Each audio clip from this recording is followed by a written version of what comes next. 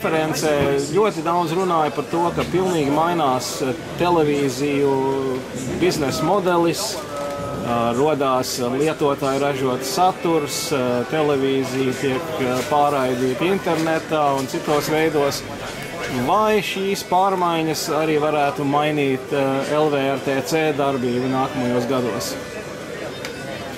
Protams, jebkuras, teiksim, jaunas tehnoloģijas ievieš korekcijas arī mūsu darbībā, ja, un mēs to skatāmies, bet negribētu piekrist, ka tas tā kā draudz šobrīd ir, ja, jo šāda vīzija vai šāda teikuma bijuši arī stipri iepriekš, jau pirms 4 gadiem ir konferencēs bijis un ir tāda norādes vai redzējumi, ka tieši tātad privātie veidos to galveno saturu un īstenībā apraides vai raidošām tādām organizācijām, kādas esam mēs, ja, varētu būt draudz tā kā biznesam vai jau tā kā skatīties uz vēsturi, nebūtu ne.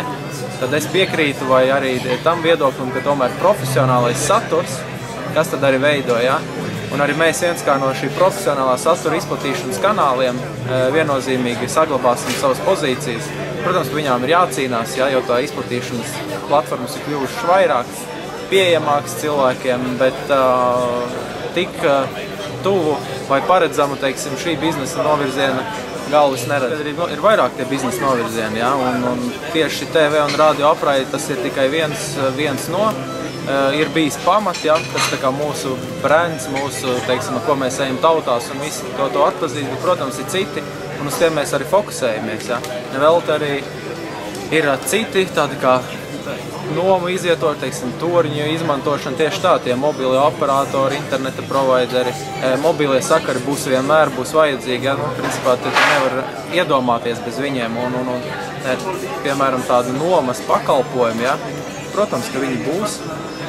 Mēs esam arī šobrīd uzsākuši un pārņēmuši to e-parakstu, kas arī vistiešākā veidā ir IT, īstenībā tehnoloģijas, kas vērs uz IT. Šobrīd gan tur ir, protams, dažādas konceptuālas problēmas, ja, mūsu valstī, bet, tie ir tie novirzieni, citas darbības, datu pārraide, protams, pati pa sevi, ko mēs pārstāvam, protams, virzīsim, jā.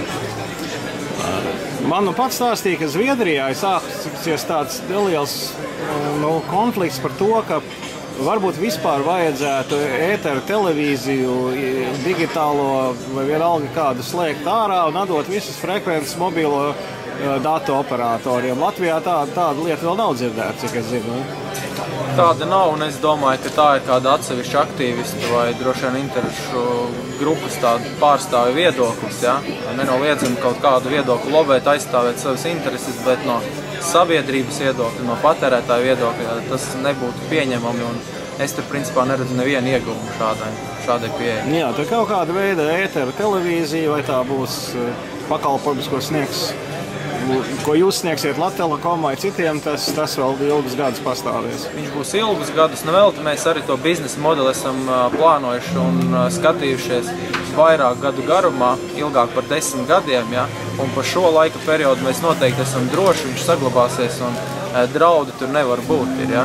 Te, protams, viens drauds ir, kura no tām platformām būs, kā viņi pozicionēs tirgu, tie pārstāji, kas tad viņus arī virzē. Ja.